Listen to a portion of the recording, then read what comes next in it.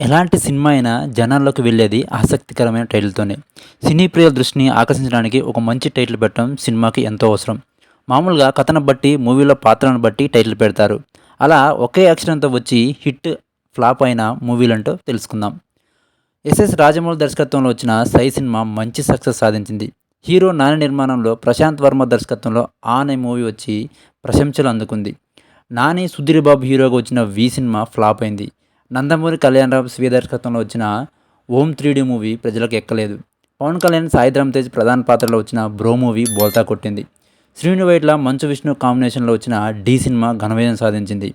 ఇక అనిల్ రావిపూడి దర్శకత్వంలో వచ్చిన 'ఎఫ్2' హిట్ అయ్యి 'ఎఫ్3' ఎత్తిపోయింది. ధనుష్, శృతి హాసన్ల 'త్రీ' సినిమా హిట్ టాక్ తెచ్చుకుంది.